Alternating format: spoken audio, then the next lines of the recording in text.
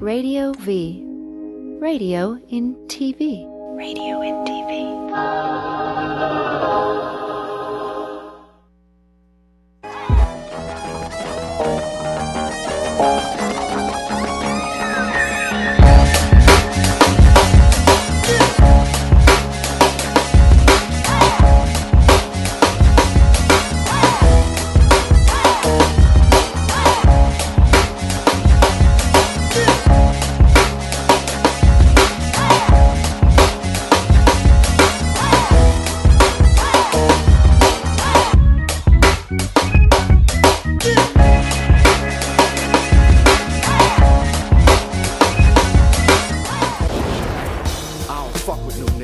Some mother shit. They earthlings, I was born on the mother shit. Wait, turn that up a little bit. They on some dumber shit. I'm trying to wake niggas up, they on that slumber shit. Your DNA is an equation, so your whole body's a mathematical ratio. Ladies and gentlemen, the So What Morning Show, back after a 2-week hiatus. You know, us Hollywood folks, yeah, it's a little icy, right? Us Hollywood folk, you know, we take long, extended breaks, even though we're broke. Ladies and gentlemen, get at us right now. So What Morning Show back on the air on TRadioV.com. That's Radio NTV. Get to your phone lines right now. 855-878-4652. That's the number to dial. The show today is going to be bananas. Out of control, sickening. But you know, before I give you the topic, I got to break down what we're doing in the community. Community empowerment segment, books, all of that. One of our special guests today has a book. I want you guys to go out right now, immediately, call to action, purchase her book, right? It's called Happy Wife, Happy Life by Isley Nicole Melton. Please support her work. She's going to be on the show today. We're going to get into this. She's going to tell us what this book is about, but she's on our panel. She'll be able to do that throughout the show, I'm sure. Dr. G, Just Listen. One of his great works. Please go out and support it. A lot of people have bought this book, Dr. G, and have really positive things to say about it. I mean, a lot of my fans anyway, reach out and talk about it and say, yeah, man, you know, I've read the book. It's a deep book. It's interesting. I've become a better communicator, the whole 9 yards. So please support Dr. G's work, as well as his other book, Real Influence. It's a nice, pushy manipulation book. How to get people to do things without being pushy. Doc is slick, man. Doc, you slick. This is the manipulation game by the nice guy. Hey, I really care. Please do this for me. It's one of those kind of books. Please go out and support Dr. G. Good stuff. Love it. Also, my book, The Rebirth of Seeds. Please go out. I promise you, because somebody said, man, my book wasn't signed. My bad. Send it back to me, and I'll sign it. I promise. Please support my book, The Rebirth of Seeds, at IamZoeWilliams.com. Next step, myself and a friend of mine, Veronica Conway, we are doing a business boot camp.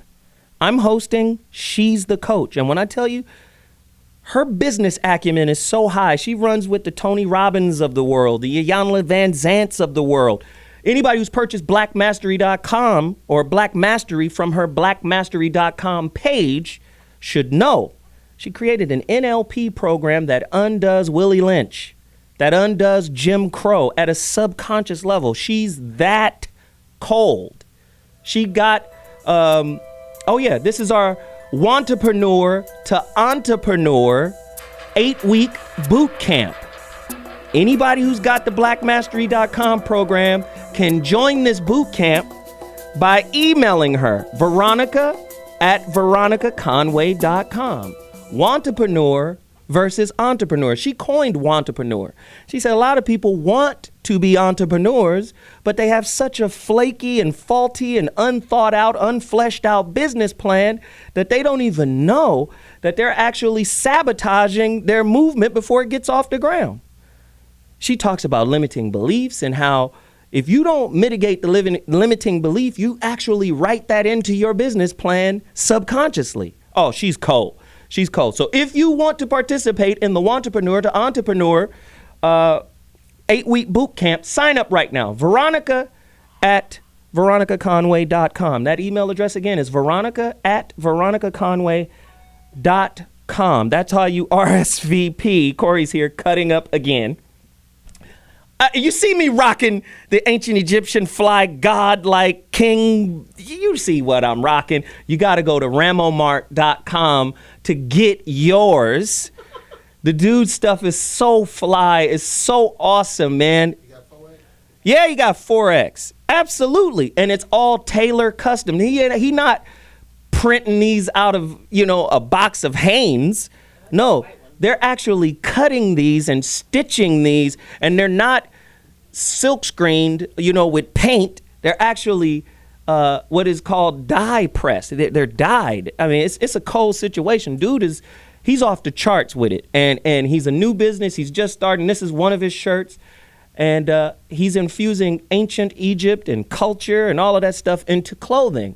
And I think it's very empowering to be able to wear something that is emblematic of my mentality. I've always been a king, so I might as well look like a king, right?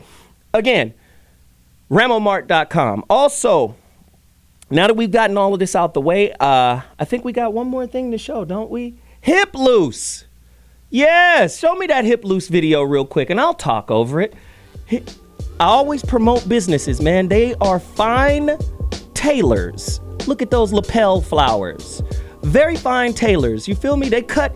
Anybody who saw me in my suit a couple of weeks ago, I was sharp as a lightsaber held by the great Master Yoda. I was sharp, man. They cut it up. They made it fly. Hiploose.com. Again, man, I'm supporting black businesses. Also, Dr. Umar Johnson is doing a school. Now, this is important. Please support Dr. Umar Johnson.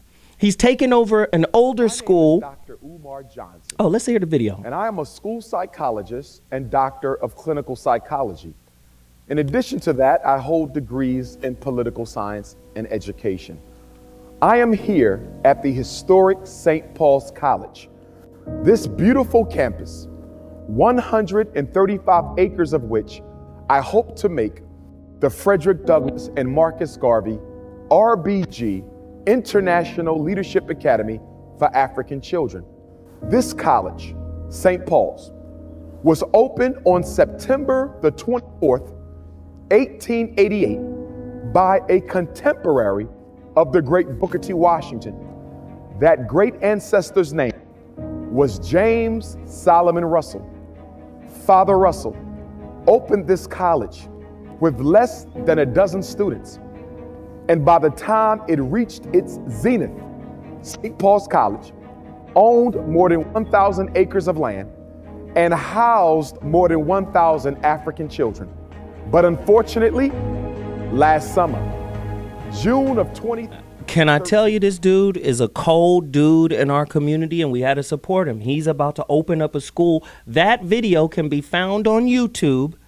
Dr. Umar Johnson has created a school, the Frederick Douglass and Marcus Garvey RBG International Leadership Academy, formerly known as St. Paul's College. If you want to support this, and I urge you to get out and support this, because when we control our own education, that's when we as a community turn into a whole different kind of monster, right?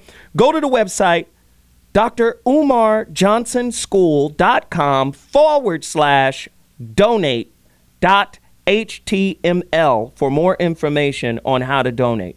Or go to or text Dr. Umar to 3600 for fundraiser updates. Please go support right now. With that said, my girl Veronica is on the line right now. Let's get Veronica in. Veronica, you got 35 seconds. You got 35 seconds to tell us why we need to go to the Wantrepreneur to Entrepreneur boot camp. Get at us right now. Because I am tired of seeing my brothers and sisters wander in the desert with no business model, and they have these very expensive hobbies, and they dedicate all their life and energy and money to a financial black hole. So I am interested in seeing people have strong business models and be profitable. We're going to get profitable in 8 weeks, so that's the game. Where can they find it? How do they sign up?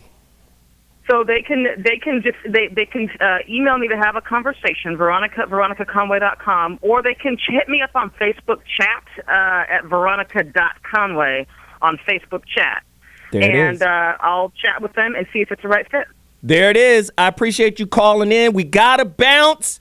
When we come back, topic, questions, Dr. G's toolbox. It's about to go down. We got a panel in here like no other. I'm telling you, Zo What is back in the building. Mondays will never be the same. Oh!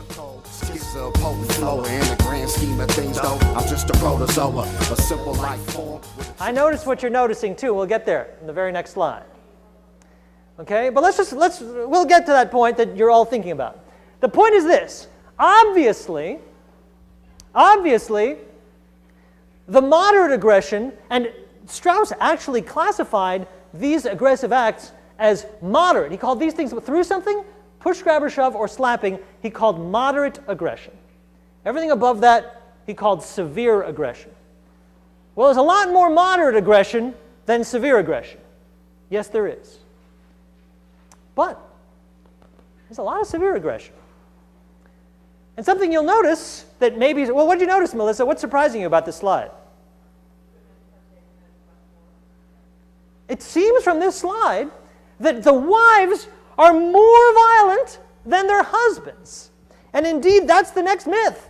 The myth is, well, only men are violent. Now, if you look at the CTS, which is A, the most hated measure in family violence literature, and B, the most used measure in family violence literature. So remember Strauss? Remember his study that showed that 12.1% of husbands report being violent in the last 6 months? 11.6% of wives in that study reported being violent as well. For a while, this was something you could not talk about in scholarly circles. You couldn't talk about it because everyone would jump on you and say, hey, wait a minute, are you saying that women and men are victims too? That it's equal? And that's not what I'm saying, and I don't think that's what anyone's saying.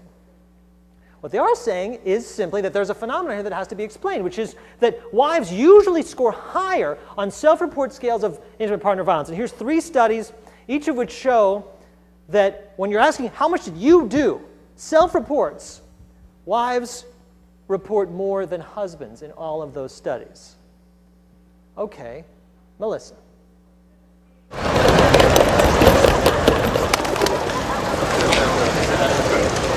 Fantastic. Yeah, no, I'll try and see you on Thursday and then get the...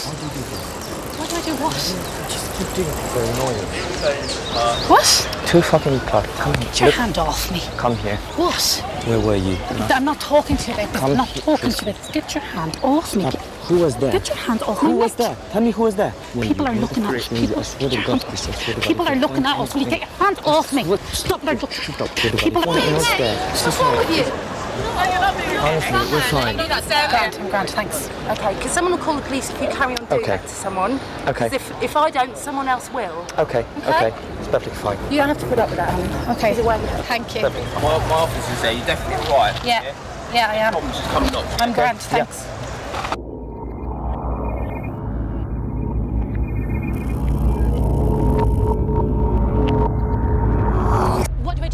Do you ever listen to me? Chrissy, stop it. You're crazy, man. Manic. I've been talking at you for the last 10 minutes and you haven't listened. You haven't gotten into fucking what I've been saying to you. But you're fucking not even listening to me, that's what.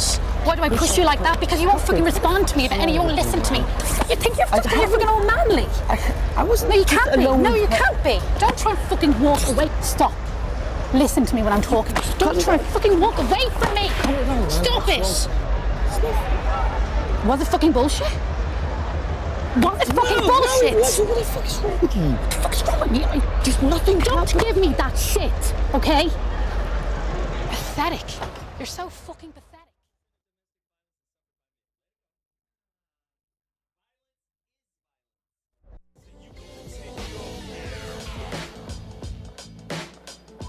What's happening? This is your man Money B from Digital Underground, inviting everyone to join me for my new show, The Going Way Back Show with Money B, every Tuesday, 8 p.m. Pacific Standard Time, right here on T Radio V.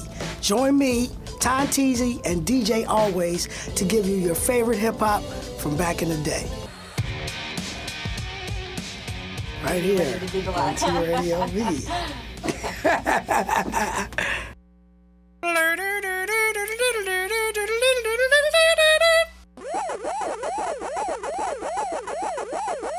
Let's Get Digital, Wednesday, 6 p.m.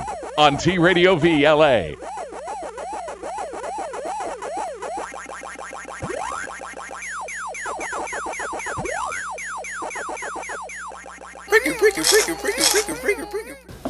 Crazy Bone would never do this. Well, I guess you begged, you pleaded, but I'm coming back anyway. Join me, Ricky Rackman, Saturday, June 6th at 6 p.m. Pacific on T Radio V. I'll be explaining what Ricky's ride is. So watch me next Saturday, okay? Hi, I'm Christina Fulton. Watch my show Playing It Forward every Friday at 1 p.m. right here on T Radio V. Every Friday, I interview A-list celebrities, hot celebrities, top CEOs, and philanthropists in the world. We explore how are they making a positive difference in the world today. It's fun, new, hip. It's a great way to make a difference. So join me, Kyle, and DJ Chris Cruz as we discover what's what, who's who in the world of doing good. Every Friday at 1 p.m., right here on T Radio V. Radio and TV. Hi, I'm Ron Jeremy. And you're watching T Radio V, Radio in TV.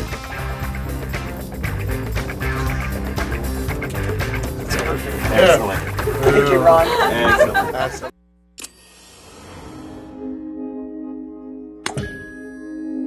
T Radio V.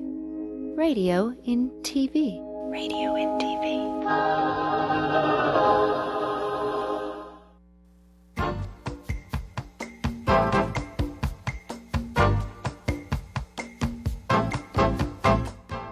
And one of the greatest tragedies in life is getting to the end of your life and looking back and realizing it was mediocre and it didn't have to be that way. The number one reason is people are unwilling to listen and care about what's important to the other person. But what if you could be someone who dared to care about everybody in your life? When you're in love, smoke gets in your eyes. But when you're anxious, you talk more than you listen. I asked my wife a month ago, I said, I don't know whether to have an affair or buy a motorcycle. And she said, if you have an affair, I'll kill you. If you get the motorcycle, you'll kill yourself. Go with the bike. Good answer. So, three things that cause volatility. So I'm kind of the thinking, non-reactive person on the panel. That's why I don't butt in too often. So there are three. I want to run this by you, and I want you guys to tell me, and gals, if you think this is true. I think the three things that cause volatility. First, you feel entitled to something that you actually don't deserve. Uh-oh. Second, you feel you can't accept that you're not going to get what you feel entitled to that you don't deserve. And third, you go ballistic as a last-ditch effort to get it. You think that is the root of it? I think show me a volatile person, and I'll show you someone who feels entitled to better than what they're getting from life.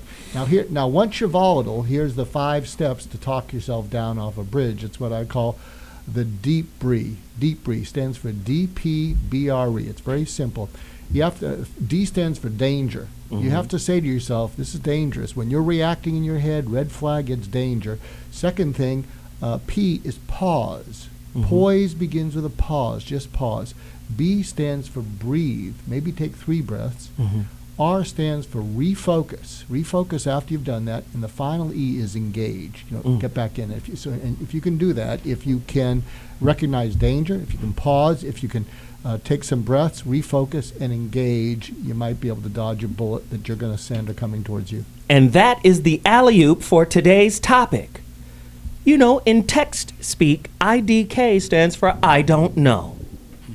So, with that said, IDK, I don't know, he or she just snapped. A deeper revealing look into relationship volatility and crimes of passion. I know we all had some level of crimes of passion. I've been a victim of a crime of passion as well as a villain. I ain't scared to tell you, you only got a little bit of shit talking with me.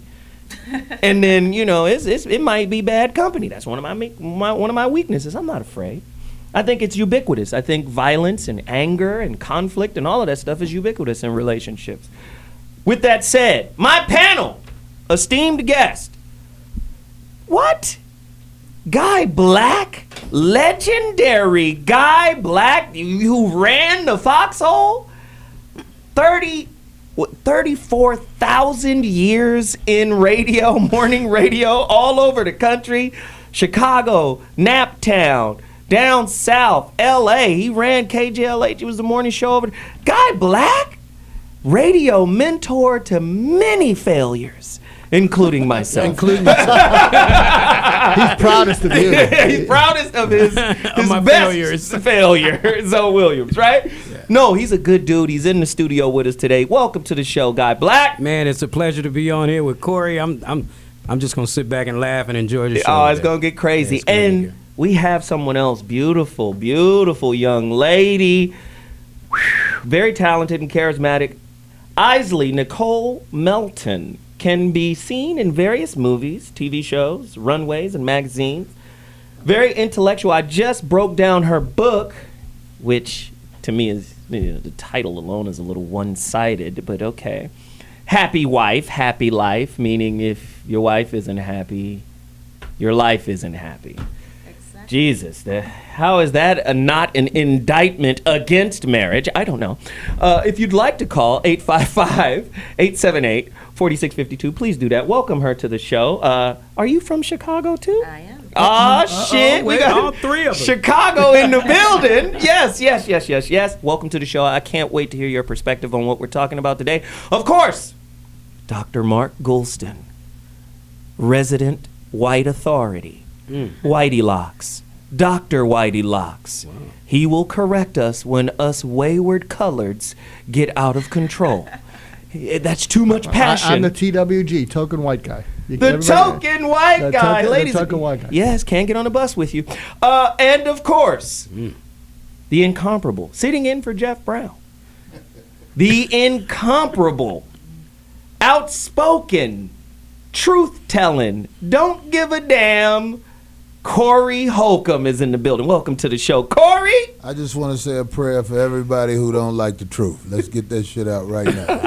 If you don't like the truth, you're not going to like me. There it is. So questions. You heard the topic, crimes of passion, people who snapped. T.I. snapped, don't you think? Mm-hmm. Trying to go out at a boxer, right? Yeah. Not only just a boxer, a world champion, undefeated boxer. I think he snapped, right? So maybe cheating is the impetus for snapping. Maybe, right? Maybe. He suspected that Tiny was cheating, and he, had a little courage, probably had something to drink, and went to go see Floyd Mayweather, the champ. Maybe he snapped. Who snaps more, men or women? Men are highly publicized when they snap, just like the actor. What's my brother's name who shot his wife in front of the children in Inglewood? Wow. Yeah. And there's Corey, right? Who snaps more? And men, for sure. Oh, you no, sure? not at all. Oh, wow. Here we go. We go. What is the number one factor for sustaining a healthy, long relationship? Marriage. Without violence. Without, the fear of snapping. Some people say relationships shouldn't have any violence in it. I beg to differ. I believe that conflict and violence is part of the human nature. Violence? Violence. Oh, yeah. Somebody got to be the fucking king.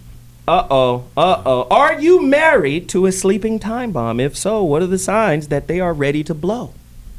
Very interesting questions here. How do you know somebody's going to snap? I could tell you will snap on somebody. I will. Yeah. I totally will. But, for men, you can see the little, the lips get to twitching, the eyes get, So why do women not back down when you see the precursors of, I'm going to blow up? Women know how to use their mouths. in many ways, but they know Yes, how to, they what, don't. Doc? I'm sorry. Okay. And the sad thing about the white guys, you can tell when he's blushing. With you guys, you can't. But anyway, Whoa, there you whoa. go. But guys don't know how to use their words. Justin Bieber, now him. Just racial shit all day, right? No, you guys know how to use your words because you're articulate. You can speak. But in most cases, men don't know how to speak. So when women know how to speak, they know how to vent. And so when you're venting and you're yelling, you're actually getting it out of your system somewhat. Whereas men, they're just like this, and they don't have. They're kind of like they only have two things: reverse or attack. Isley Nicole, you disagree. Go deeper into your disagreement. I think that men tend to snap when they feel disrespected, and women too. You know, it's more so just for me. That's my thing. Mm-hmm. Disrespect is the thing that will send me like over the edge. Mm-hmm. But in my older age, I can now, control it. You're like, let me count to 10 real fast before I kill somebody. Wow. You might get hit on 3. Who said that? Guy Black said did. that. You can't count to 10 anymore. People don't allow that space anymore. I want to check this with Isley. I think women snap more when they feel betrayed. I think men snap more when they feel humiliated. Because when a woman feels betrayed, it's like, well, I can't trust you. Everything is all screwed up. Whereas men, we do have a little bit of this pridefulness, and when you feel humiliated and your ego is under attack. And who humiliates a man more than his wife? That is 855-878-4652. That's the number to dial. And that, I believe, is the crux of the issue. Hey, Zoe, but I really feel like for example, the book, it says happy wife, happy life. Oh, Lord. I'm just saying, like, you really need to make sure you marry a person who has happiness in them. Great point. And then you can build something. But the truth is, men do not know how to go out and find a woman who has happiness inside of her. They always go by the way she look first. And that's the number one killer of men. And you cannot go off how a woman look. You got to see what she about. Guy Black, go. Women do that as well. Women go for a man because of how he looks. I mean, like okay. No, women go for men because of money, Guy Black. There you go. Not just when money. You got money, you can sleep with whoever you want to sleep with in this country. I stand on that. You don't think Jay-Z and Beyonce are married? Yeah. You see what I mean? Do you think if Jay-Z didn't have any money? I think 20-year-old girls go for guys for their looks. Not grown women. But there are very few grown women as there are very few grown men. We're going to break. But when we come back, my question, are women more violent than men? All day long. We'll be back. Ooh, this gonna be drug offenders mean more prisoners, and more prisoners mean more prisons built. More wood, more concrete and iron. More trucks, more gas, more Han. Framers, plumbers, Well, howdy, I'm Miss Laura, host of Miss Laura's Civil Wars. We do it every Saturday at 10 a.m. We talk about what's in the news that everybody's fussing and fighting about this week, because y'all are rude. We have a roundtable of media experts, and we bring in celebrity guests from the world of entertainment. So join us on Miss Laura's Civil Wars every Saturday at 10 a.m. on TRadiov.com. Radio and TV. I'm Grant Reynolds. I don't know what to do with my hands. I mean, this is pretty much just like the same thing. Oh, wait, this is... No one wants to see her ninny goats.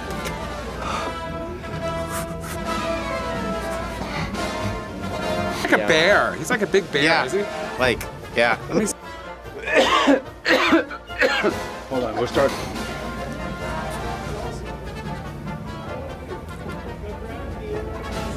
If you don't like the right pizza, go yourself. You never know who's shunning Absolutely, I think Jason that my Stewart. show is better than yours. Yes, it is. No, it's not. Yes, it is. No, it's not. Yes, it is. No, it's not. The only thing that masks alcohol while you're driving is peanuts. Peanut? Have lots of when you're drinking. Wouldn't be the first time Langdon had Skippy in his mouth. Isn't that your dog? Radio V. Get in the car. Throw another log in the fire. It's not hot enough back here. T Radio V, radio and TV. Ay, ay, ay!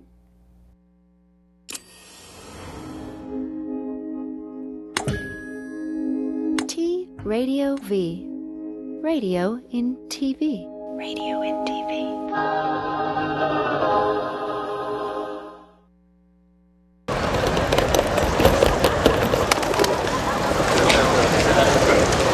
Fantastic. Yeah, and I'll try and see you on Thursday and then get the... What do I do? What? Just keep doing it. They're annoying. I know everybody's freaking out, as I said that they would, when I said if someone hits you, you have the right to hit them back. I didn't say Jay-Z should have hit Solange. I said if you hit a man, that man has the right to hit you back. That's what I said. I stand by that.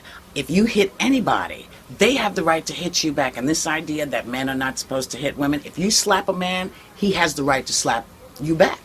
Now, not everybody's going to agree, and I'm okay with that. But that's how I feel. That's why I don't slap anybody.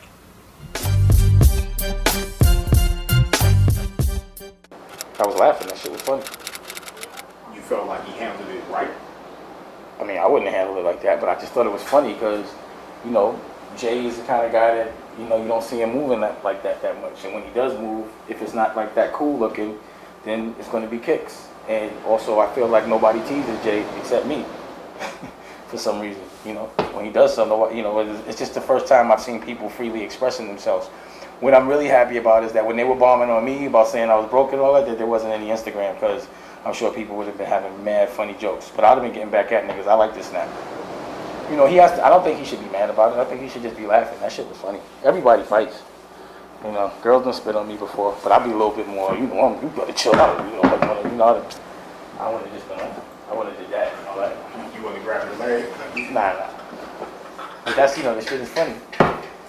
You know.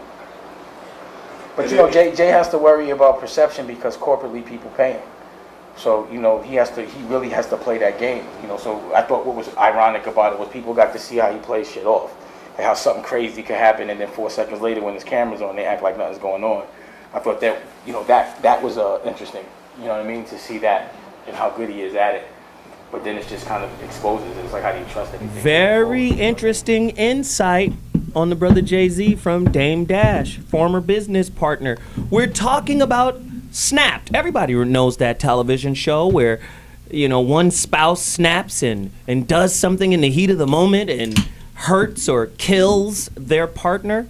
My contention is that violence, conflict, and general dissatisfaction is ubiquitous in relationships. I believe humans are basically, you know, the mammal man version of apes, very uneducated about self, about relationship and how to interface, don't have a lot of access to a lot of tools that could help those relationships learn and grow from difficulties. That's my contention. We're here now, full house. We've got a special guest on the line. My Uncle Bobby is in the building, so you know he's going to have some wisdom for us. But let me ask that question about, because when we went to break, we asked, are women the more violent gender? At the beginning of the show, you saw a clip from a professor at UCLA who was talking about the CTS, the Conflict Tactics Survey. You can Google it, look it up. Most clinicians use that as a baseline to guide them on the understanding of violence in relationships. Now, it's the most hated, but it's the most used. Why is it the most hated? Because it doesn't account for impact. When men hit women, they hurt women. But society has a template in place that says men are supposed to just absorb any form of violence from women. And I think women are now in an age where they're enjoying something that we talked about a while ago on a different show. We talked about white privilege. What about female privilege? They're using the victimhood, right, card to be the ultimate victims in even conflicts that they themselves instigate. The CTS has shown that what is labeled as moderate violence, women dominate moderate violence. You know what moderate violence was? Slapping, kicking, punching, throwing things. Men are supposed to absorb that at all costs, as Jay-Z did. Yeah, because they deserve But we're it. human. If I ask 10 women a basic question, does everyone has limits? Most women who are sensible and intelligent would say, absolutely. Except my boyfriend or my husband. He's supposed to accept any amount of crap I dish to him. Is that true? Somebody talk to us. Without further ado, let me introduce online special guest, legendary brother. Lot of wisdom, lot of information. This brother became the first black prosecutor in the city of Memphis, right? He would later open his own law practice before becoming a judge on the state criminal court of Shelby County, Tennessee. Listen, this brother right here had a television show. He was educated at UCLA. It's none other than legendary television show host and judge, Judge Joe Brown. In the building. Welcome to the show, Joe. How you doing, sir? Judge is in the house. Yes, the judge is in the house. Talk to us about what makes people snap in relationship. Okay. Your topic is an interesting one, and I've been practicing about 40 years. And I also was the public defender for the city at one time. I was the boss, so that really ramped up the exposure. There's something that's been happening over the last 40 years, and I think it has increased the violence that women run into, and that's what society has said about it's okay to be emotional. In other words, men and women are supposed to give free vent to your emotions. Another thing, which was just on the subject you were talking about, is are women more violent than men? And I would have to say that all over the planet, they have been given a license to manifest certain types of violence, and the men are supposed to refrain from responding to that. What has happened, however, can be brought out by an anecdote in my past, and that from my past, and that was when I was on an advisory board for the Memphis City school system some 20 years ago. And they wanted me to sit in on a disciplinary hearing for some male teacher. Judge, you still there? Nope. Did we lose him? Sorry, I hit the move button. Oh, okay. Continue, sir. Okay. Several parents of girls had complained about these teachers, and what it was about is they were telling the boys in their homerooms that boys should never hit girls because boys were strong. So the parents objected to this characterization as boys being stronger.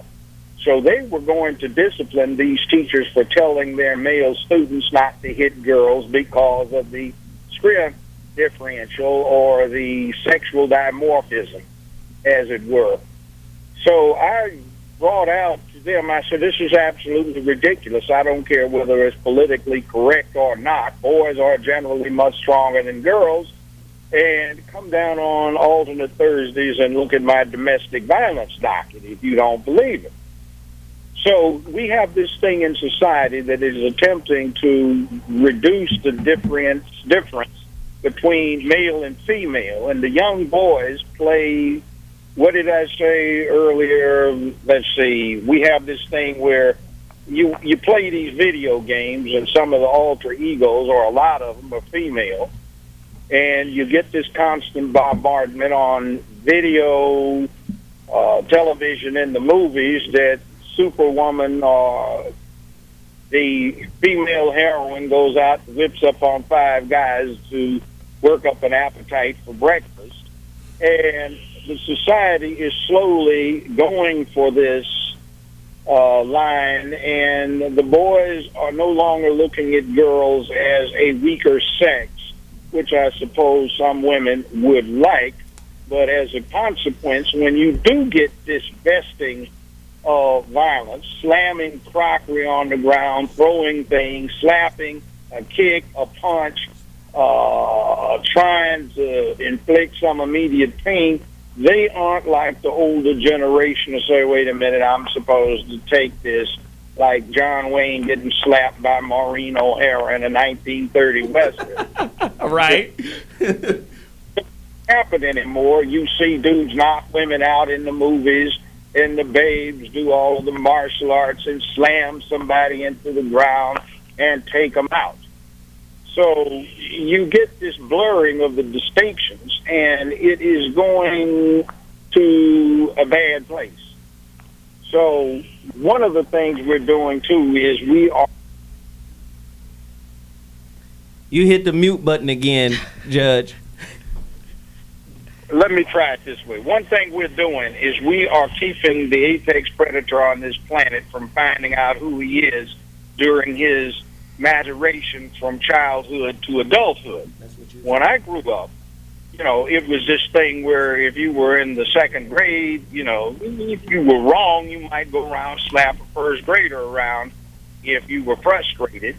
But if somebody in the second grade challenged you, then there was a dominance combat. You had to learn to deal with that. You didn't mess with somebody in the third grade because you'd get your butt kicked. And there were protocols that got learned by the boys as they grew up. Some rituals and protocols where fight fair, mandatory 8-count, Marquis Queensberry's rules of boxing, rules of war, Geneva Convention, war crimes, wave a white flag and everybody stops, parlay, and you see men ritualize the violence.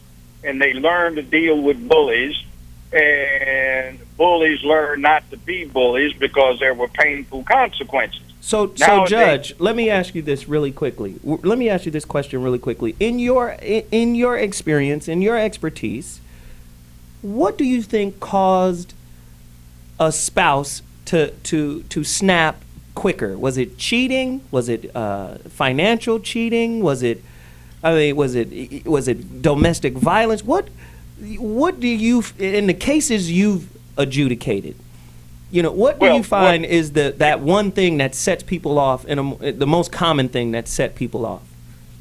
The one thing is a background stress, which is we're not doing well. If they've got finance available, things are going all right, there's not that high a stress level in a family unit or in an associative unit. When things are not going well, then the stress ramps up, and all sorts of things can trigger the violence. Now, the law itself recognizes this, like the difference between, say, second-degree murder and voluntary manslaughter was the violence precipitated by provocation sufficient to cause the defendant to act in an irrational fashion. That would be classic common law second-degree murder. If it was something that would cause anybody to act in an irrational fashion, it became manslaughter. So there is recognition that there's such a thing as provocation. Now, when I was growing up, there were experiences just about everybody that I knew had where they act and be surprised after they had reacted because of the provocation. Hey, Judge, comedian Corey Holcomb has a question for you. Go ahead, Corey. This is Corey Holcomb. I'm a professional on women who grew up without a dad. And what I wanted to ask you was, like, on your show, you called a lot of people a fool. And in light of what happened in the courtroom a little while ago, don't you think you should apologize to those people? Hell no. And what I did in the courtroom, right? Finish your thought, Judge. That place down there, Shelby County Juvenile Court, started off as a place where there was a slave market going on. For about 40 years, 2 judges, female, sold children, and they pocketed the money, literally sold them. 1963, they got somebody that formerly was captain over Vice Squad. He did not have a law license. He didn't have a law degree, didn't have a college degree, didn't have an associate degree, and had dropped out of high school and had no high school diploma. That's who the judge was, and the state Supreme Court said his ignorance prevented running the place. So he had the idea of hiring all these people to work for him.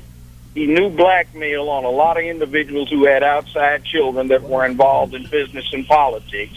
And there was a cesspool that is now totally privatized, and it's like the judge that they have down there has been there 21 days out of the last 3 years. He's ill, and he refuses to take medical retirement. And you've got private and running. Now, my client was a woman. She's college educated. She's been married for 2.5 decades. She's got one grown son.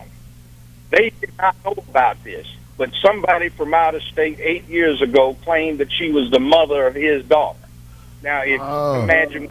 Hey, Judge, since you got that TV show, do you get a lot of bitches and shit? Well, I have that show before I had a little parting of the ways. I've got an interest in a production company that I am one of the founders of, and we're doing a number of movies, including one that will be starring Wesley Snipes as a villain. Oh, wow. Wow. That sounds like some very positive stuff going on. Listen, we've got to take a quick break, but when we come back, we'll conclude this conversation. The judge is dropping jewels right now. We'll be back at 2.2 TRadioV.com, the So What Morning Show. I'll holla in a minute. I couldn't fuck with it like I can tell. Bread and butter for your table, right? Hard for the nigga roll to stabilize. When did you learn to do it yourself? This is Quick Fix Radio. Quick Fix Radio. Yeah. Check it out, y'all. We back in the building. What's going on? Yes, sir. What it do? We got some super special guests up in the place, In the building, we got all 5 live in the building. Bone Thugs in the building. Everybody. We up in here Tonight, y'all. What's going on? Hey, man, I had to come see what this TV radio what this all about. You know what I'm saying? Hey. We got Game on the line. Game, what's going down, baby? What up? What up, Craig? What's going on? Oh, man, we got EPO Double baby. Who's this on the phone with us? Yo, what up, man? It's Akon. Akon in the building. Who is this on the line? It's Be Real. We got Be Real. Be Rizzy. Who is we got on the line? This Ty Dolla $ign right here. What up, Ty Dolla $ign in the building. And thanks to all the fans for stopping by. The Quick Fix with Crazy Bone, right here on Radio V. What are you doing on Tuesdays at 4 p.m.? You're spending it with me, Destiny, on Destiny's EDM Power Hour. 1, 2, 3, 4. You're gonna be there, right? Hey, you're gonna be there, right? You better be there.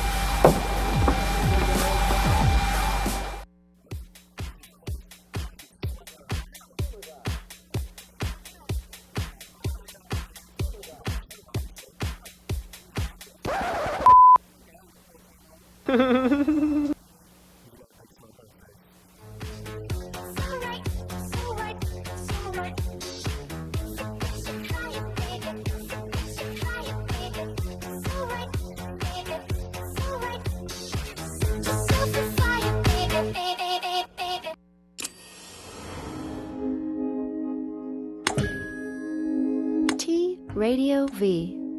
Radio in TV. Radio in TV.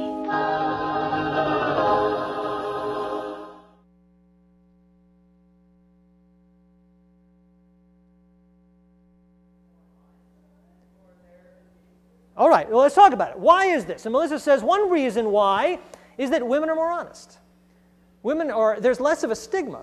If a woman says, yeah, I slapped my husband, well, how bad is that? I mean, how much stigma is associated with someone saying, I had to slap him. He was angry. He made me angry and I slapped him. Versus a man saying, yeah, I slapped my wife. It sounds different. It has a different implication. There's a whole range of connotations that are different for when men or women are doing the same thing. So there may well be differences in reporting bias. I don't think that's the only answer. Melissa, what else you got? But Melissa's saying something very, very interesting, is that in her not select group of girls, or young women, they were very happy to admit to slapping a guy. They were less likely to admit to being slapped. And in that group, slapping a guy felt justified. They could all look at each other and say, yeah, sometimes you got to slap a guy. But it never felt justified to be slapped by a guy. So there's a totally different culture around violence from men to women and violence from women to men. And what's the culture? Well, it's of course, and I want to get to that. I'll get to the other hands. But it makes sense that it's different because of the question of impact. Even if men and women are reporting the exact same behaviors, we know from the slide I showed you at the very first slide today that the impact differs on men and on women, as it should. Men tend to be bigger, men tend to be stronger. When men hit women, women break. Ladies and gentlemen, we're back. If you're not aware of what we're talking about, IDK, I don't know, he or she just snapped, or a revealing look into relationship volatility and crimes of passion. We're talking about what causes people to snap in relationship, right? We're talking about the different complexities, whether it's financial infidelity, whether it's physical infidelity. What makes people snap? Why did Ocho Cinco snap on that night? And crazy. Just hold on. See, but I think that's one of the limiting beliefs out there that makes it difficult, right, for people to really understand. He has a history of domestic violence. Listen, we did a show. Most here. guys do. Right. We got to slap the shit out of We people. did a show here on narcissism, right? And the doc let us know that they had to take narcissism out of the diagnostic book, right? Yeah, they took it out of the new one because they said too many people have it. I mean, you're going to be pointing. Everybody seems everybody to be self-absorbed, is narcissistic, so everybody's crazy to some degree, right? So it's easy to just fall back on a concept that, okay, my boyfriend in particular was crazy. No, that frees you of any responsibility of what happened. I think women create the environment too. We can't just, But do anybody know the history of that woman that Ocho Cinco married? Do you know her history? Because I'm from Chicago. I know who she used to be with. And you know what I'm saying? The homies knew who she was before. You talking about Evelyn Lozanda? Yeah. Oh, girl used to be married to Antoine Walker. What does that mean? That means when he got robbed, she knew who did it. That's what I'm saying. Oh, girl is a head case. If you watch her behavior on TV, you see. But see, this is what I'm saying. There's like this fantasy, bullshit kind of concept that women have in a lot of ways. And then let me just say, and it's not just women, it's men too. But you kind of think, this will never happen to me. I'm not responsible for what happened to me. But and that's in one breath. In another breath, I magnetize my reality. Well, if you magnetize your reality, did you not also magnetize this particular type of man? It's like a pseudo, I believe in the law of attraction, but I don't think I deserve this. The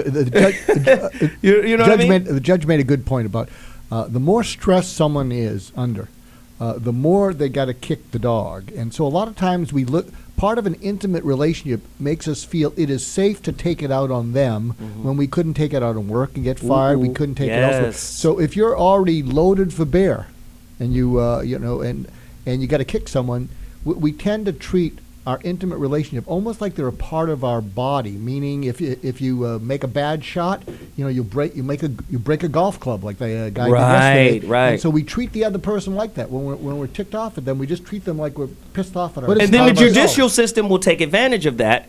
With that said, let me wrap up our guest who's on the line really quickly. Judge Joe Brown is getting ready to leave. Judge, where can people find you? What are you doing? How can people connect to you and share information with you or get information from you? Well, I am running for District Attorney General in Memphis, Shelby County, Tennessee. And it fits right in with the subject here. We've got the first female DA in the city's history, and she's got 12,000 rape victims that she has ignored and has not tested the DNA kits to find out who the perpetrators are. She has a singular disdain for violence, and it's almost like she is determined to ignore women as a separate entity. I find that is a peculiar set of circumstances. But you can get me several different ways. You can contact Celebritunity, which is a production company that I have, and leave messages. You can reach me on various of several sites reflecting elect Judge Joe Brown, District Attorney. And, you can pretty much get me that way. Now, please, if you've got some business, okay, but don't come in here with, I got this bad situation, what am I going to do? Go hire a lawyer or go think about it. Hey, hire Judge. somebody else here. Judge Brown. Yes, sir. When you get a chance, say hello to Randy Wade from me. My name is Bobby Glanton Smith, and we share him as a mutual friend. All right. You mean Boss Hog? Yeah, the mayor of Memphis, the unofficial mayor. Yeah, we call him Boss Hog around here. All right, now. Those Randy Wade, they passed a special act to change the qualifications of sheriff so he couldn't run. It's still kind of strange. But he's a great guy, and he's done a lot. Particularly, that would include some years ago playing a father figure for a lot of the basketball players. But back to this whole thing about the violence. We've got this deal right now in society where violence is consequent motion state. And we also have another thing where the boys are being taught that they're the same girls. Girls are being taught they're the same as the boys. And without self-control, you've got a big problem with what happens when the bigger impact connects with the slighter figure. Yeah, that's true. That's true. And that's a great point, Judge Joe Brown. We appreciate you. The next time you're in L.A., please don't hesitate to come through and sit in with us, man. You know we have great respect for you, and we hope you win your run, and we appreciate it. And the next time you're here, please don't hesitate to reach out and let us know so we can book you in studio. Will do. And you can send contributions to those political websites if you choose to do so. Absolutely. Thank you, brother. Hope to see you soon. All right. Thank you. All right. So, my question now. We've got famed defense attorney in the building right now, Milton Grimes, right? Good morning. Good morning, brother. Thank you for being able to come in. I know your schedule is really tight, and we appreciate you sharing your time with us right now. My question is, to me, and I'm a young cat, so I'm going to sit back and listen to your expertise, but I feel like the judicial system just really rapes and pillages the ignorance of the people it's supposed to protect. We have all of these symbols of balance and integrity and fairness, but when we look at, say, crack cocaine versus powder cocaine, and we look at classism and we look at ethnic groups, black men in particular seem to get the short end of the stick all the time. And when we look at domestic violence and violence in relationships, it just seems like we're not really going to help. I'm talking about the judicial system. We're not really going to help you understand what's going on in your relationship or what's going on inside of you. We're just going to punish you. We're going to put you in jail. So you made a mistake. It's against society's laws, and ultimately society benefits from your failure. We don't even want to talk about privatized prisons. We don't want to talk about, just all of the things that are happening, especially to black males in particular. So whatever that is, I need clarity, and that's why we had you. You seem to have clarity. Do I? Yeah, but maybe our listeners need a little bit more clarity, brother, as to what's really going on and how the system is really not necessarily a guide, but also, in my opinion, a predator on some of the inner city youth, especially men. Some say it's just another employment source for 20-25% of our society that are non-minorities, to keep us. It's like a farm system, raising young black men and young brown men to, like cotton was. You don't have to worry about the boll weevil and the weather killing off your crop, because you got plenty of young brown and black men that are coming up every day, plentiful, and to keep this system going. So it is an ugly system. I sometimes say black mamas have to come into these courtrooms and demand justice for their sons. That's the only way they're going to get it. Now, that's not a threat. That's not advertising or promoting revolution, but I need help. Wow. I need help. Because to go back and show, in most cases, how our young men are not taught in school or in home how to deal with conflict other than through violence. And what else do you expect? Okay? So, pardon? They watch their mama do it. They that watch way. it happen in the home. They don't get any education at school. Society pushes the toughest guy survive. So what do you have? You know, that's the beauty of my brother. That's the beauty of Nelson Mandela, whom I learned something from recently and in a conflict resolution.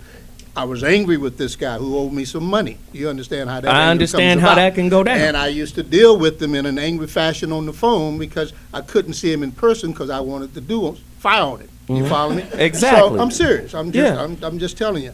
And so I read an article about Mandela talking about anger and how it's like poison. It's like I'm angry at you is like, and I want vengeance. It's like drinking poison from this cup to get you. That's how anger Killing destroys yourself. our soul, Yeah. and it affects our physical condition and well-being. So once I read that article and understood how he said, I don't hate the Boers or the Moors or the South African. I love them and I forgive them. How he put aside that anger. So I tried that. I had dinner with this guy. And do you know we worked out a deal where he started paying me? Wow. After 3 years, just by me saying, put the anger aside and deal with it more rationally. Wow. Who paid for the dinner? Isley Nicole. Isley Nicole disagrees with something Corey said. Corey and Isley can go back and forth. Obviously, I'm outnumbered here with this all. Oh, now you're the victim mentality. Okay. No. It's there already. And all these men are, playing a victim. I mean, not all, everybody. Speak on it then. But seriously, women are the weaker sex physically, so we can't hurt you guys. And men always, Are you the weaker sex communicatively? No. I don't advocate what Oprah Winfrey. I don't condone violence at all. I don't condone Okay. violence. But men. What? Whoopee. Just because we don't condone violence doesn't mean it isn't ubiquitous in the human condition. Exactly. I'll say something when we come back. Yes, say it right now. I just really wish they had college courses that taught people how to watch and study somebody that you may be getting into a relationship with, because it's really not that hard to figure people out.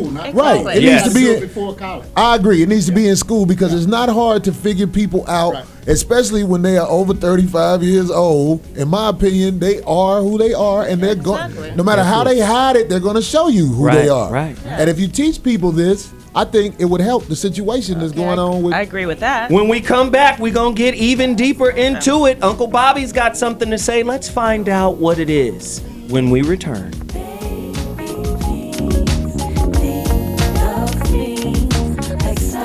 I started going out and I'm He found smiling out about about it. He found out. I don't know. He didn't find out about it. I think he just had a clue. Where's your mom? Like, she's always home. Like, he's in Connecticut recording with El Cool J at the time. He came home and I wasn't there.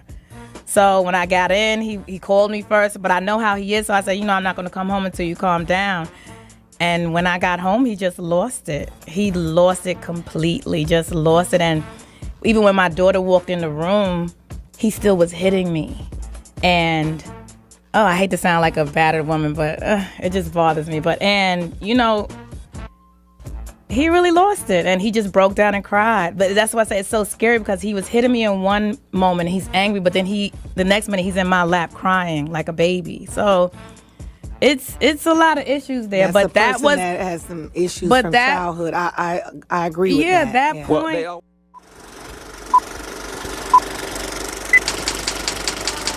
Okay. Don't smell my armpits. Outstanding. Warrant for her arrest. Outstanding ticket. Yeah. Outstanding warrant for her arrest. No, go ahead. Shit, you keep it up, you're gonna get your own show here, dude. Oh my God, I could just climb up this thing like a cat. My second wife over there. Let me do that again, because those words weren't even in that script. Toya hauled off to a nearby station. Hold on. So you smelling my armpits, making it seem no, you were smelling under here. When you go downstairs, you'll see something on the street that'll make you Squirrel. forget. I meant downstage, so you're not All right, here we go. I'm gonna do it for real this time. And then there was the time when my biological father called in. That's right. We're catching you up on all your entertainment news and the latest hot topics, you son of a. That was good. It's your boy. You threw me. I'm real, and I'm Chance, aren't you? Let's do it again. Come on, baby. What's up, baby? Okay. T Radio V.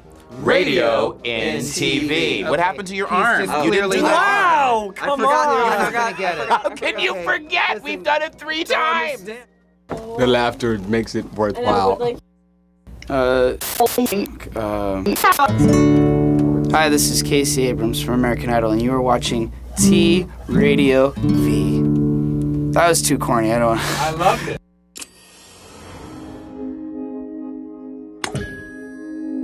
T Radio V.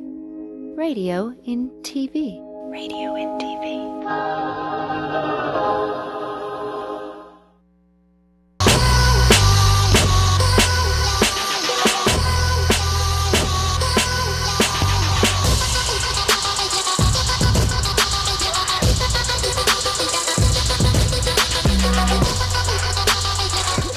Hey, let me hit that shit from the back. I'm trying to remake this movie. It's called 12 Years of Side Chick. I got 2 tickets to Paradise. Yeah, so we did.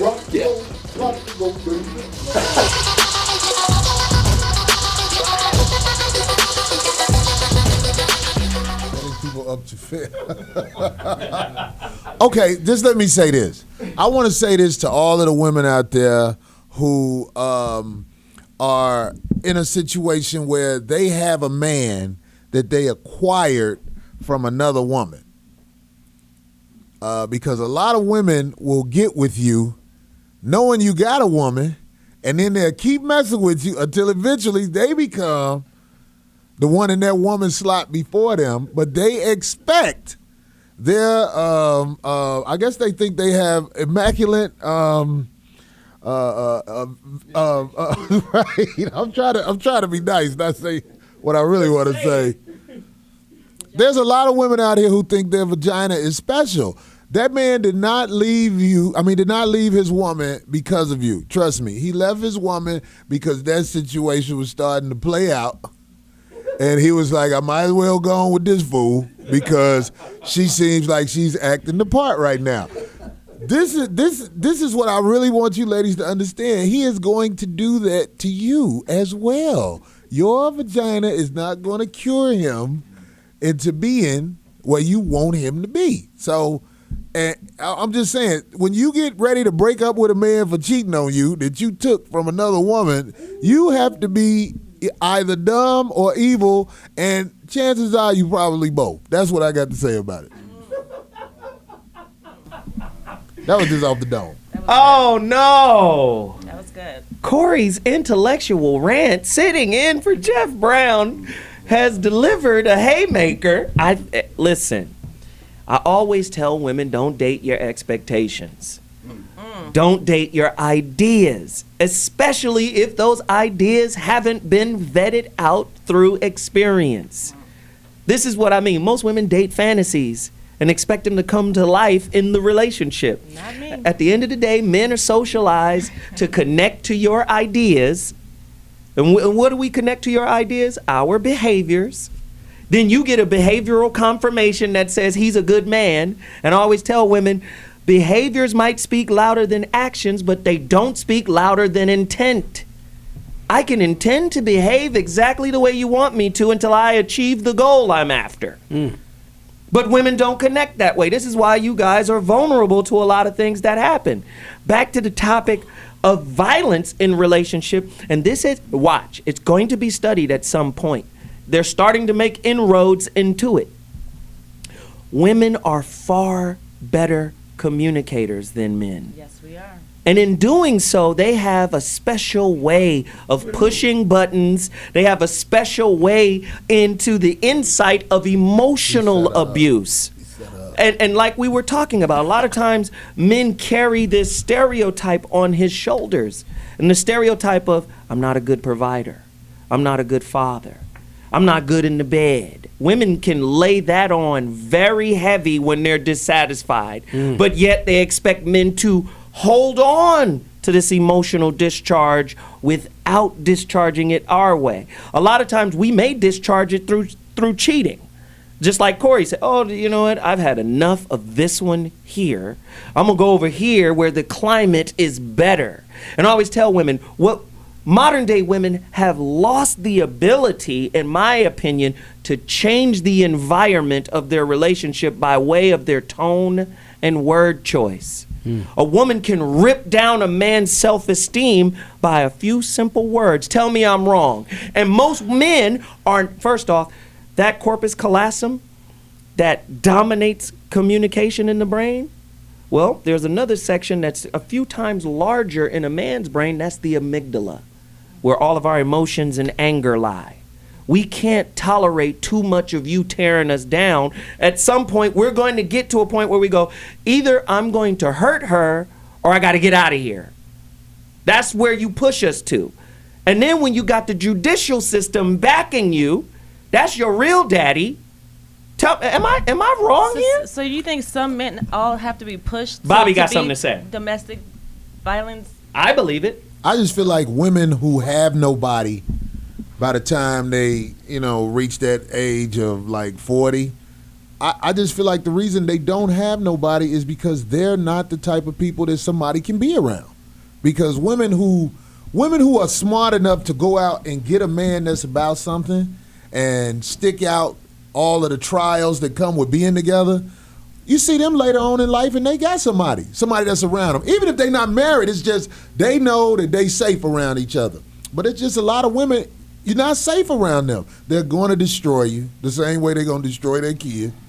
Listen, and everything that come Corey, around them. It's just nobody says that. And I'm just saying, Isley Nicole, maybe you can speak to this. I walked out of a liquor store the other day.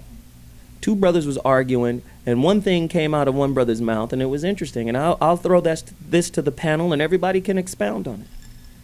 The dude said, the two things that'll destroy a brother's life in America is money and women.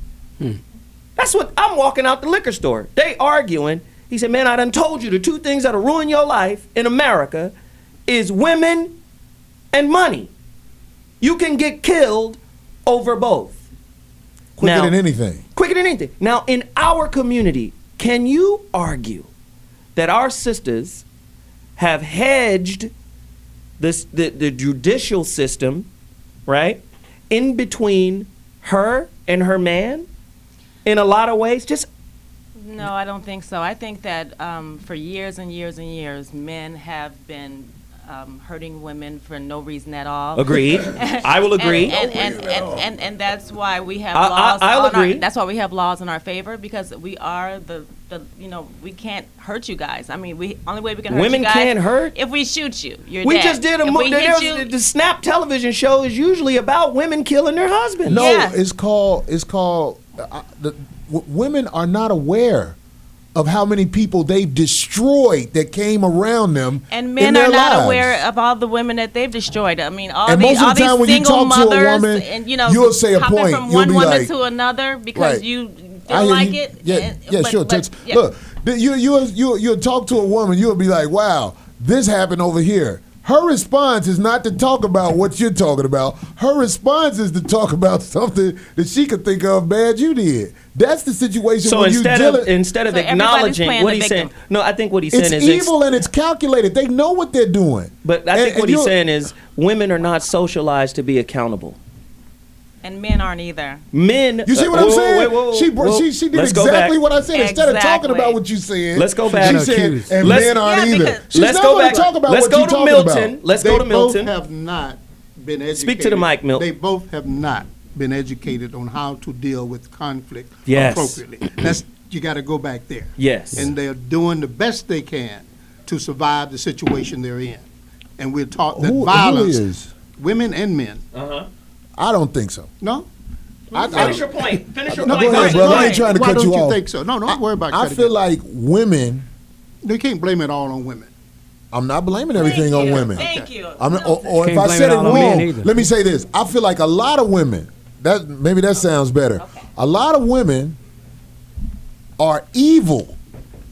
I feel like they're born that way. And if they are put in a society like this one where all of their evil ways are being supported, they're going to run with that and let the nation be destroyed rather than realizing the reason you're able to do this to a man men turn women into evil. She's not listening to me, beings. but I was talking to Men turn women into evil beings. Come on, sister. That's the good girl gone bad syndrome right there. I don't think either one is turning anyone into anything. Let me jump in here. Yes, please, Whitey Locks.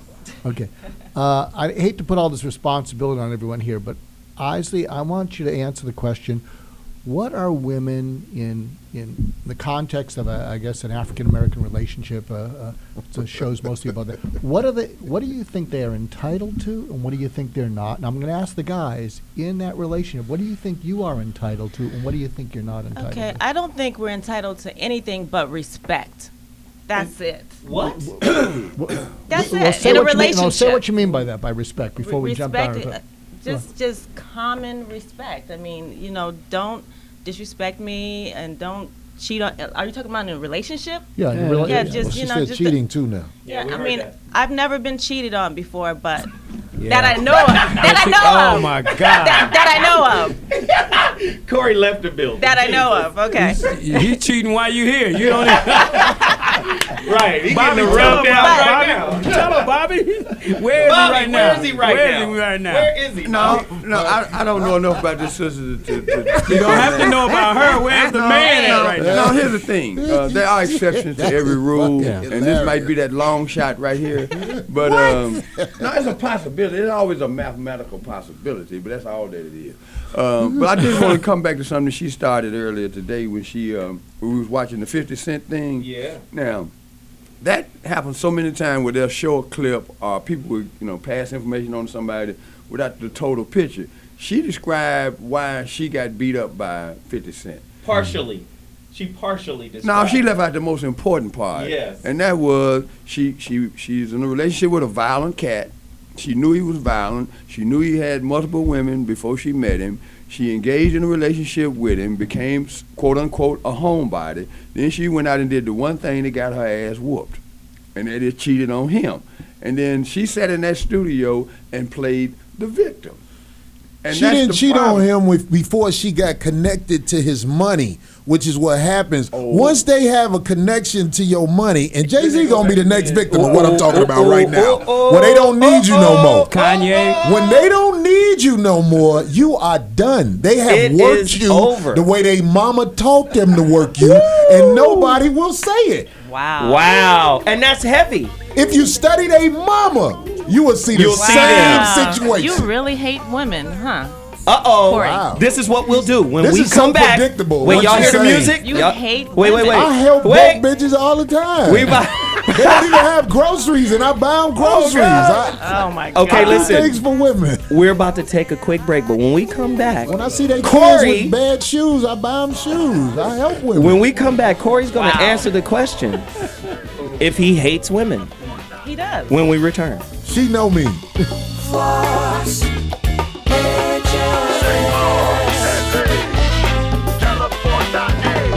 If your man knows about PS2 but don't know about Hey, Cosmo here, inviting you to join me every Saturday, 11 a.m. PST, for another boozy rendition of Historic Holes. We uncover the history and the mystery, the dirt and details, and even some facts and figures behind your favorite drinking establishment. That could be a corner pub, a rickety saloon, an infamous bar or tavern. It's been around so long, it's bound to be a fire hazard. They are all historic holes. From coast to coast and beyond, I'll be joined by actors, comedians, musicians. I even had a plumber on once. That's Historic Holes. I'm your host, Johnny Cosmo, every Saturday at 11 a.m. PST, right here at the future of online broadcasting, T Radio V, and that's radio in TV.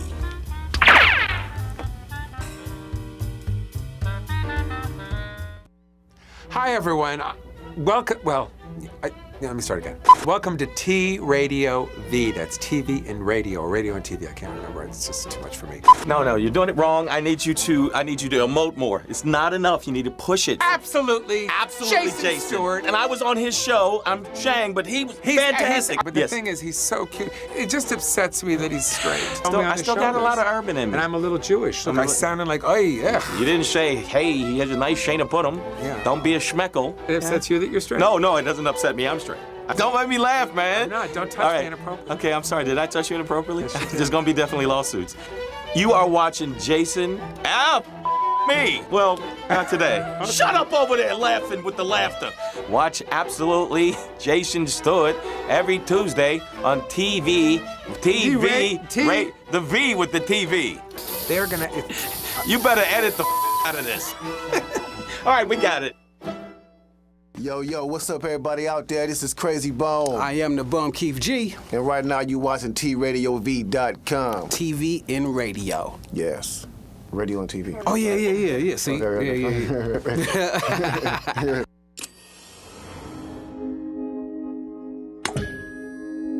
T Radio V. Radio in TV. Radio in TV.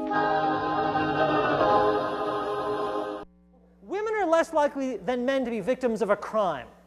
Okay, they're less likely than men to be shot in a gangland killing, to be in a bar fight, to be a victim of a lot of different crimes. But when the crime is relationship violence, women are 5 to 8 times more likely than men to be victims. That's not going to be a surprise to you. But it's just such a huge difference. Again, violence by an intimate partner accounts for 21% of all violence against women, only 2% of violence against men. So this problem of intimate partner violence is not a problem that impacts men and women to the same degree. What we're talking about is something that is hurting and killing women a lot more than it's hurting and killing men. Men, only 2% of all violence against men is committed by their partner. So if you're a man and you're in a relationship, and unless you're a nervous guy, you're thinking, I wonder where violence in my life is going to come from, chances are it's not going to come from your partner. If you're a woman, you cannot say that with the same certainty. And finally, according to the United States Department of Justice, 33%, that's 1 out of 3, 1/3 of all women who are murdered, 1/3 of all murders against women are committed by that woman's intimate partner. 1 out of 3. That's extraordinary. Here we're back. We're back again. They always deal, it's almost like, and this is what I tell my son. I tell my son, I say, listen, your mother is the referee of your life. I said, now, in a game, can you win an argument with a referee? He goes, no. Can you get a referee to change a call? He says, no. I said, you need to look at your mother in the same way. Because the way society works, if you do not have the requisite skill set to resolve conflict, they're going to catch the person. They're not going to catch the first person who did whatever. They're going to catch the person who retaliates. And that's the way society is set up. When men react, of course, that demographic says there's only 2% violence from women to men. We saw a demographic earlier that said 40% of men are suffering domestic violence. And I say as they go deeper, those numbers are going to balance out because women have a different methodology for abuse in relationship. And women will say out their mouth in one breath, emotional violence is worse than physical violence because you can heal from physical violence. It's the emotional violence that is prevalent. And I think, not to say that men aren't emotionally violent to their women. Talking about psychological? I'm talking about that psychological violence. And I believe because women are better communicators, because women are more in touch with their emotions, if a man is made up of, like, no disrespect, take Louis Dix. Louis Dix was made up from brick and mortar of, listen to what I'm saying, of just being a dad and a husband. To him, that's the only thing that mattered. I'm a dad and I'm a husband. And after 16 years, his wife cheats. Lewis suffered, Lewis just recently has been diagnosed with depression. Oh, wow. He's been losing weight and didn't understand why. He overachieved in the dating game. He married somebody that feel like they can do better than him. But that's and that's what happens to a lot of people. But that psychological emotional damage is powerful too, men, and I think women are more men adept at upgrade it. too all the time. I could have told you what you was finna say, but look, check this out. The only women, I'm telling you guys, in this predicament we in America right now, the only women you can save are your daughters. You have to get at them while they're young, and you have to let them see. But you're not around. You're on to the next. Damn. That's not true. You got four baby mamas.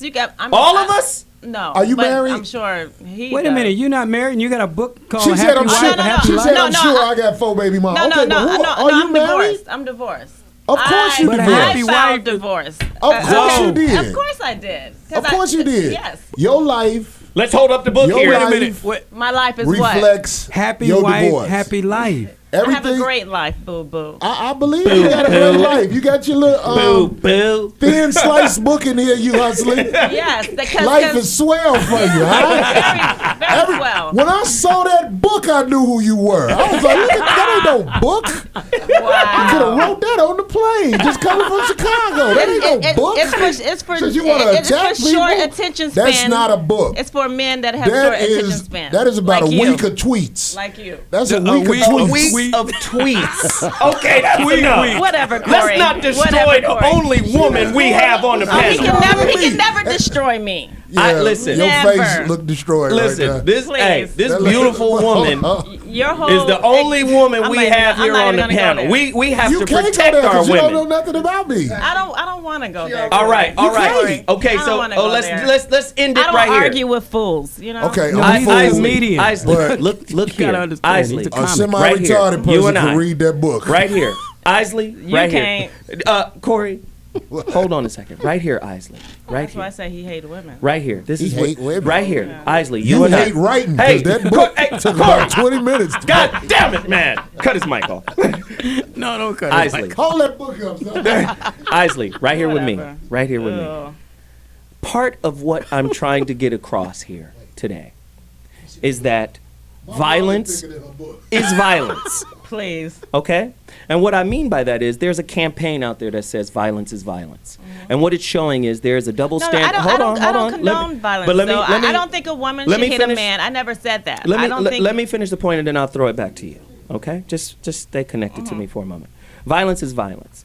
And when we look at the stereotypes for all men, men are socialized to be responsible, take responsibility for your actions. I'm surprised he can read. And women are socialized to be taken care of in a lot of ways. And now women are going through a renaissance where I also tell women, if you're in a renaissance period where you're better educated, right?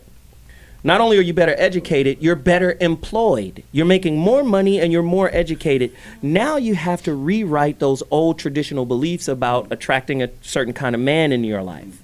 If you want a traditional man, he's going to want to make the money. He's going to want to take care of you because that's how he's socialized. You understand? So what I'm saying now, women have to start rewriting the relationship program because you guys are experiencing a renaissance period. You've got to start saying, wait a minute. He doesn't have to be the breadwinner. I have to look for different types of currencies because we're living in a different time.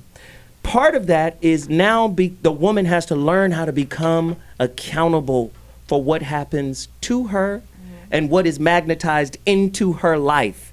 It can't just be, he came here, he did this, he's responsible. That is the old female paradigm. Yeah. The new female paradigm says, I brought him here for a reason. There is a lesson in this relationship. Exactly. Most women won't hear that coming from a man. It has to come from Iyanla on Fix My Life. Yes.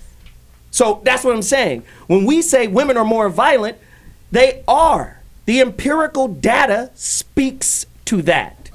The only thing that's weak, the only thing that's a weakness in the empirical data is that, of course, it doesn't account for impact. When men can't take no more, women wind up dead. When we lose it, they wind up dead. When they lose it, we are expected to absorb it. Yeah. Do you understand? And why do they lose it? We are human beings, and everyone has a threshold, and I think the new woman of the new time we're living in has to incorporate that into her relationship toolbox. Mr. Grimes, can you speak to that? We're not built for that transition zone. Right, go into it, please. You know, I'm just saying, from my experience in my 40 years of practicing law and doing over 50 murder cases, and oftentimes it's a female victim, I will admit, I'm sorry to say. She's right about that. It's been provoked, motivated, by some disagreement that could not be resolved in a peaceful manner.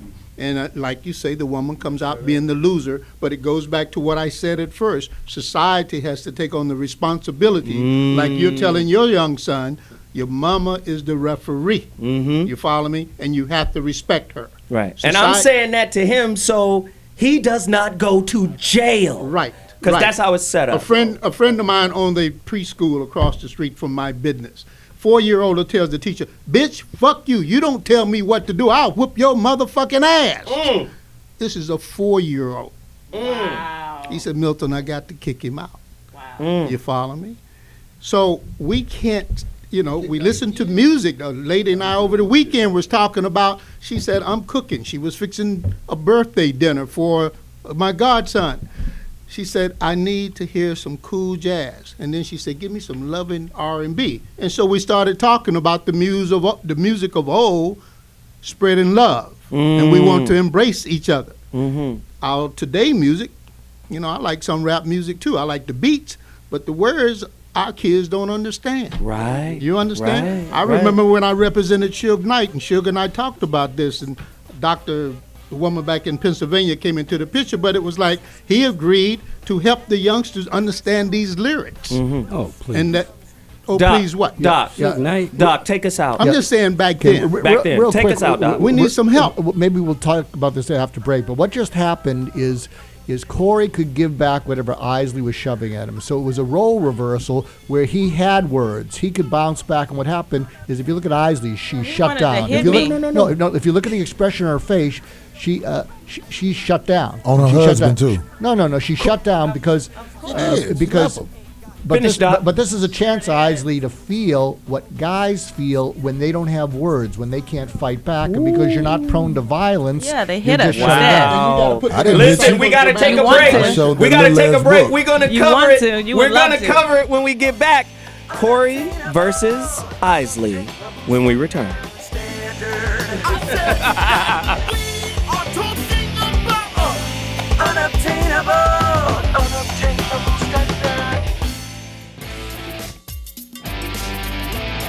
Welcome to Big Mama Nature's house. There's a war. Yeah. Let's have debris all over him. That's bleeding. A bad man. Badass, man. Woo. Our chairs are damp. The chairs are wet. Our chairs are slightly damp. I'm gonna have to use that in the scene. This is just like Apocalypse Now. So this is a good idea to light a torch near a highly flammable costume, mainly around my crotch area. We're gonna get cut out, yeah. It's just gonna be cuts of Jean-Claude. They'll like pause them with loud music over it. What are the chances of a dangerous animal in this island? 0. So just come. Hey everybody, Sean Astin here. You may know me from Goonies, Rudy, The Lord of the Rings, but actually my calling is as a political radio show host. So I am proud to announce that I'm bringing my show, Vox Populi Radio, right here to T Radio V, Radio in TV. Thursdays, 12 to 2, live. Did I say that it's live? Live. Call in, tweet in, check in. It's gonna be your show.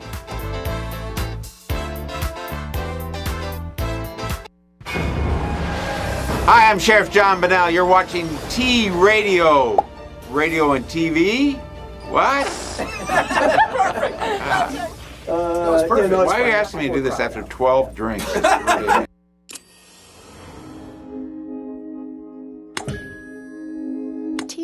Radio V. Radio in TV. Radio in TV.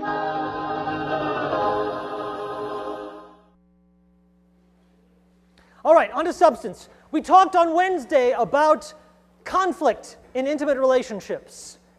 And one of the points we made is that conflict in intimate relationships is inevitable. If you are interdependent with somebody, you are going to have conflict with them. Inevitable. It has to happen. It's a function of interdependence. Today we're going to talk about violence between intimate partners, something called intimate partner violence, or IPV. IPV is not inevitable. IPV does not follow naturally from interdependence. There's nothing about interdependence that demands that we see or witness violence between people who love each other. Nothing inevitable about that at all. It's not inevitable, but what it is distressingly prevalent. Let's start with some facts. 1 to 4 million women are assaulted by a male partner every year, and that's in the United States only. Now you might say, hey, Dr. Carney, 1 to 4 million, that's a big range. You can't settle on a number in there? No, you can't. And why not? Because this is not an event that is reported very accurately or widely. So these are estimates based on the best available data, and the best available data is often not very good, because even when an assault is reported and the cops come and say, okay, we heard that you were in trouble here, sometimes then couples will say, oh, sorry, nothing, that's just a mistake, please go away. So our estimates are rough. Still, that's a lot of people to be physically assaulted by their partners. Boyfriends, husbands, roommates. Very heavy stuff. Very heavy. Very heavy stuff. And I think it is important to outline the stats. And remember, even the great professor here, that's Benjamin Carney from UCLA. I mentioned his book, which you can get on Amazon.com. It's like $80. It's called Intimate Relationship. It is co-written by a sociologist at UCLA by the name of Bradbury. You got to get this stuff. It's very important because these are the tools that you need.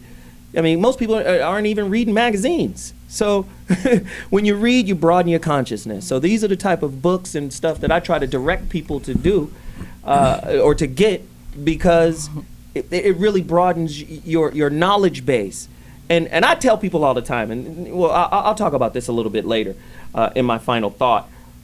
This is what we're going to do. We have a special guest. She's going to spend a couple of minutes talking to us. Her name is Lisa Bratman, and she's LCSW. She is a psychotherapist, relationship specialist, public speaker, and media commentator in her Midtown Manhattan private practice. Oh, bougie. Yes, she knows her stuff.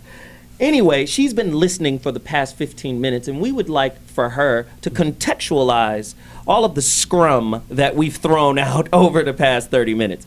Lisa, welcome to the So What Morning Show. Talk to us about your perspective on what we've been trying to cover. Well, it sounds like you're covering a lot of different issues here. Abuse, emotional abuse. I like what someone said, that emotional abuse is just as devastating and harmful to a person as physical abuse. I think that is absolutely true. And I think people think if it's not physical abuse, it's not abuse. Mm-hmm, mm-hmm. And it certainly is. Yes. Yes. Go deeper into that. Please say more. We're giving you the floor for a little bit. Keep it up. Okay. Question is how to have a good relationship. Clearly, any sort of abuse is going to make that impossible. And it's important to really understand what the abuse is about. Is people often who are abused, whether it's physical or emotional, feel as if they did something wrong, as opposed to look at the person who's making this happen. And that's where the the problem comes in is that they don't leave or they don't say anything because somehow they're led to believe they did something to create this. And that is one of the greatest misconceptions about abuse. Let's talk about abuse or violence and gender differences, because we're under the misnomer that men are just more violent than women. And I believe as we become more sophisticated in psychotherapy, psychoanalysis, and all of the different stuff that the clinicians are learning, I think it's going to even out at some point. I believe women engage in violence in a different way than men do, and it's more subtle, and we're not really focused on it. Even with the doctor or with the professor here, he mentioned earlier the CTS. And how the conflict tactics survey shows that what is classified as normal or moderate violence by Strauss in 1980 is a type of violence that should be absorbed by men. Pushing, slapping, punching, kicking, we should be able to absorb that. And I'm saying at some point, we're going to have to recontextualize that because men are just not built to do that, I believe. I don't believe we should have to absorb violence. Go into that. I think that you have a choice whether to stay or to leave, and people don't leave because they're fearful, and I understand that's what often keeps them in place. But I don't think abuse, whether physical, emotional, is acceptable in any situation. I don't care if it's male doing it to a female or a female doing it to a male. I think there's a lot of unreported studies of abuse in men. First of all, generally it's more verbal, but even when it is physical, many men are not going to report this because that they feel embarrassed by that, like my wife hits me, and the stigma that brings on. So I think because of that, there's so much unreported on those numbers that I don't think the studies are really as conclusive as they can be. Right. And not only do men have to fight the court system, they have to fight the stereotype. Mm-hmm. This is why we're not reporting, because the stereotype associated to getting beat up by your woman is real heavy, Corey. The stereotype was created by the court system so they can hustle money from you and your spouse. But most of the time, you know what I'm saying, it just wind up being the man. If you a man who takes care of a woman, you pay for her lawyer, you pay for the fees that come with slapping the shit out of her. You're not supposed to curse or whatever. But it's I'm just fine. saying, You've already done it. when you take on a woman that has no money, or if a woman takes on a man that have no money, that should be illegal, because you're going to take on all the cost of the violence that's going to come. Because if you are with somebody that ain't got nothing, they going to be mad at you because you got something. Uncle Bobby. I think it's real important that we look at this fairly, and that men have always, from the beginning of time, been hunters and gatherers and defenders. And anytime we feel threatened, whether it's from what comes out of a woman's mouth or the circumstances around that, we're going to react physically. And women have a special responsibility when they deal with men to understand that threshold. And when he looks at you a certain way, shut it down. Trust me. No, you don't. You done been talking all day, and you have said things. I do know. Sister, you have said things. You're talking now. That could have You're resulted. talking now. Yeah. And She I has hadn't the before right the to period. talk, though, Bobby. Not before the period. But I think we You don't understand the said period. not before the period. See, I was going to get to the period. She didn't even let me get to the comma. All right? I didn't even get to the comma. Well, I still do, because it's important that I respect her, as she said. And when I'm talking, don't be talking when I'm talking. Let me finish, then rebut what I got to say, but don't cut me off and don't dismiss the fact that I got it right. That's how she used to That do is her the husband. point. You have to be respectful if you want respect. Exactly. That's the bottom line. That's heavy. That's heavy. I agree with that, and that comes with abuse as well, because you can't hear somebody when they're yelling at you, and when you're talking over them, you are totally dismissing them. He can't even come back with formulating his sentence. Therefore, he's disrespected from the beginning, and then he's going to react to that. Nobody's having a conversation, and the listeners are not sure who's even saying what. Dr. G. Something that we're missing here is it's not that men won't absorb violence. Underneath all violence is a refusal to feel powerless.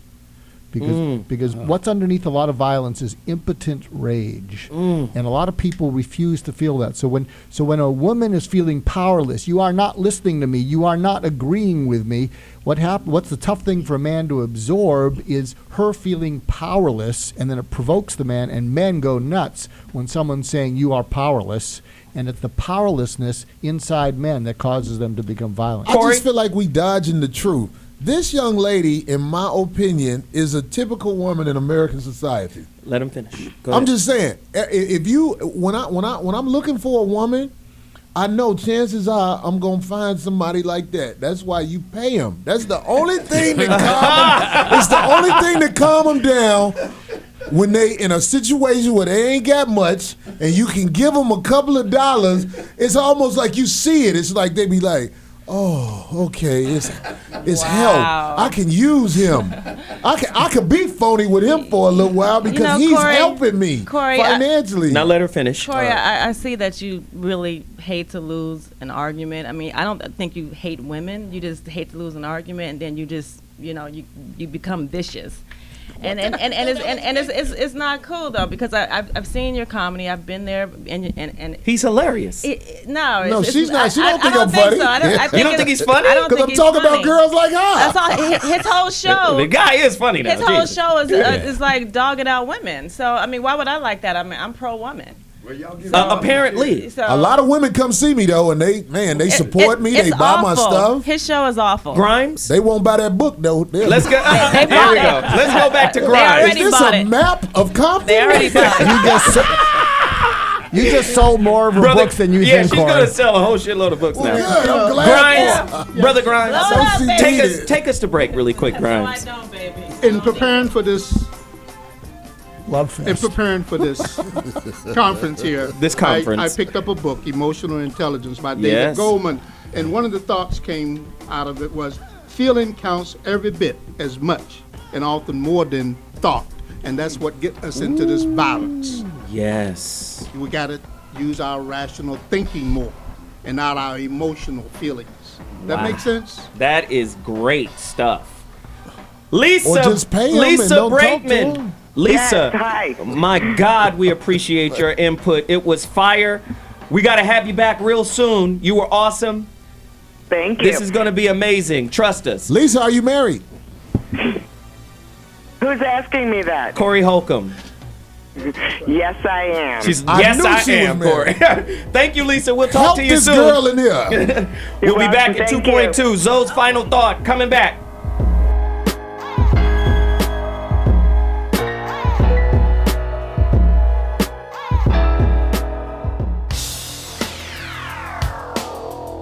We are live. This is happening now.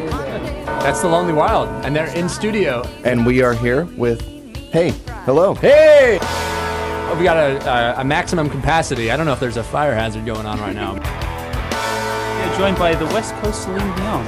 Yeah. Alex Johnson. Oh my God. I just want to hear you sing all night. This voice. That's so nice. Well, thank you. Yeah, new regime. It's called Exhibit A. It's the latest release.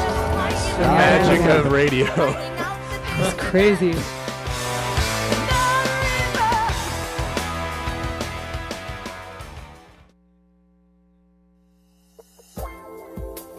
I'm Laura Samoza. I'm Sterling Gardner. And we are Between the Sheets every Monday here, 3 p.m., TRadioV.com. T-Radio V. That's right, it's T-Radio V, Radio in TV.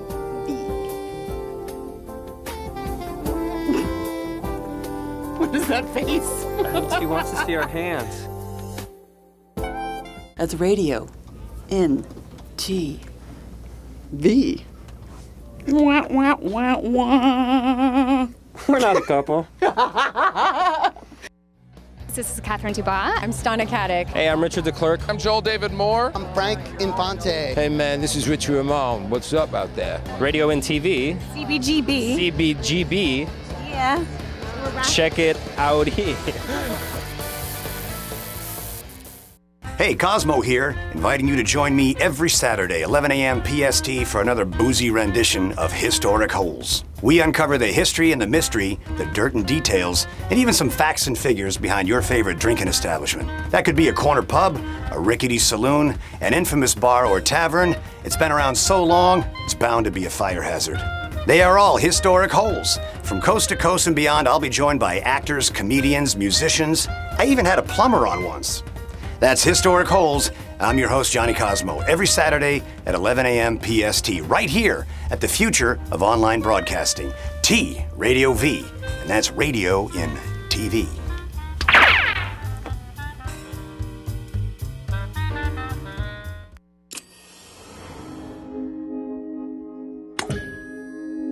T Radio V, radio in TV. Radio in TV.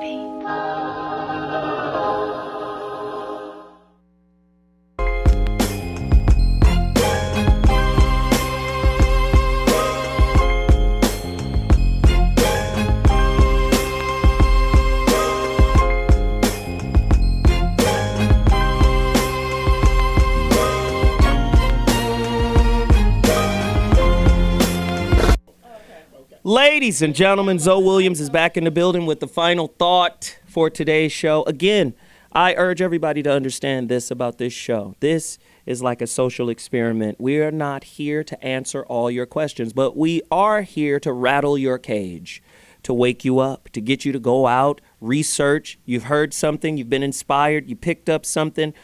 Go research. Because as I tell my son, relationship is a spiritually reflective school. You never graduate from this school, though. You're always learning, you're always evolving, you're always growing.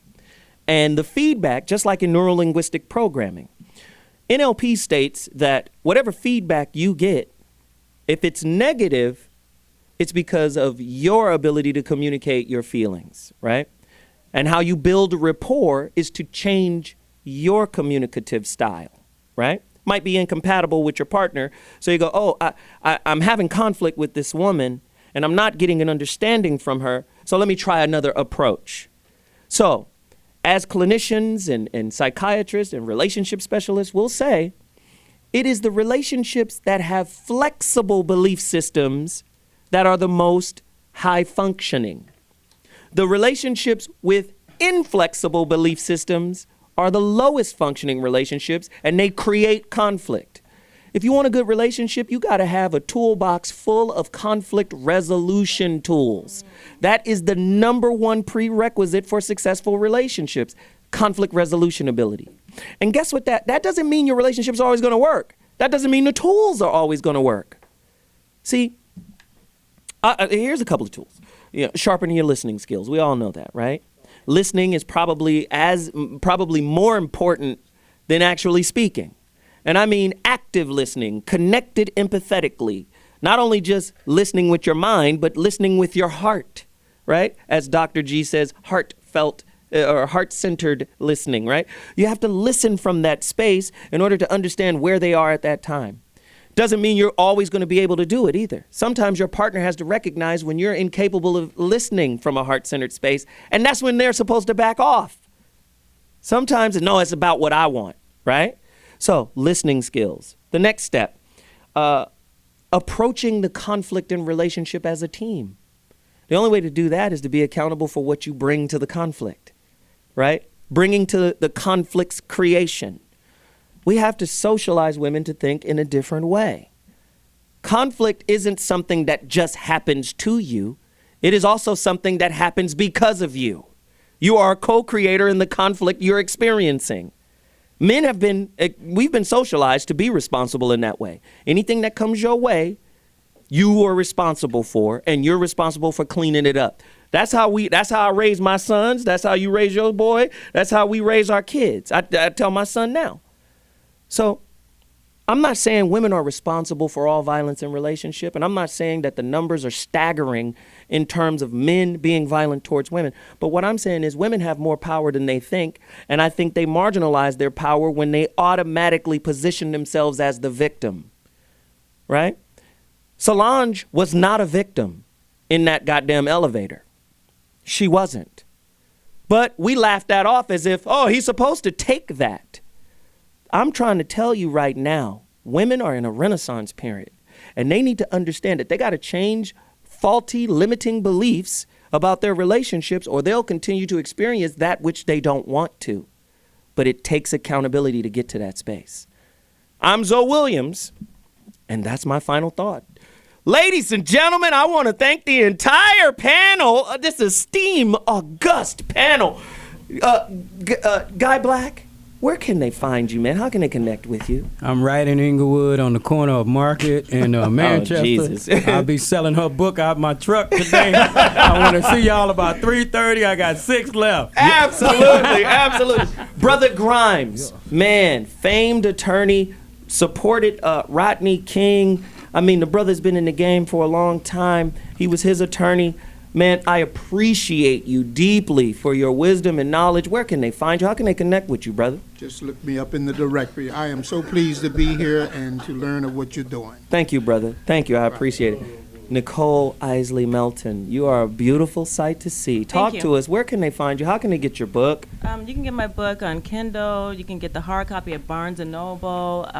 You can get it on It's iTunes. everywhere. Can you download it? It's everywhere digitally, so you can get it. And it's Awesome. And it's a bestseller. Awesome. Awesome work. And in the truck in Inglewood at Guy 3 Black o'clock. is bootlegging it. Dr. G! Yeah, check out my books, Just Listen and Real Influence. You can check them out on Amazon or Barnes & Noble. And they're sequential. Just listen first and then try to influence people without pushing them. Excellent, excellent. Corey? Guy, you don't need a truck to sell them books. All you need is a grocery store plastic bag, and you can supply about 80 of them motherfuckers. Where can they find you? Where are you performing at next? Listen, check this out. Ladies and gentlemen, the 5150 show is coming back. Yes, sir! I have a quiet office space in Sherman Oaks, California.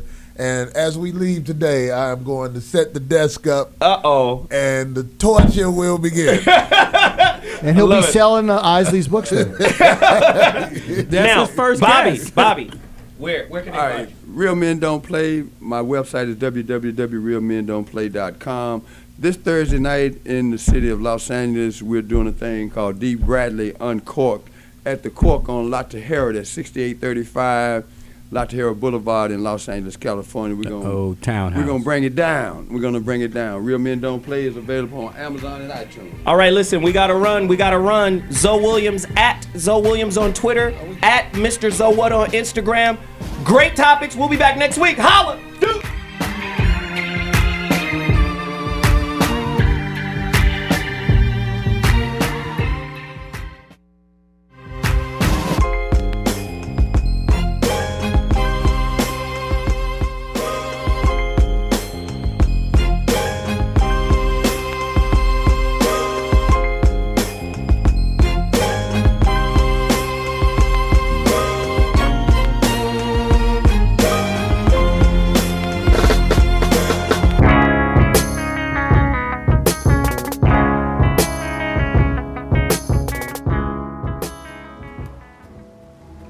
You are watching T Radio V.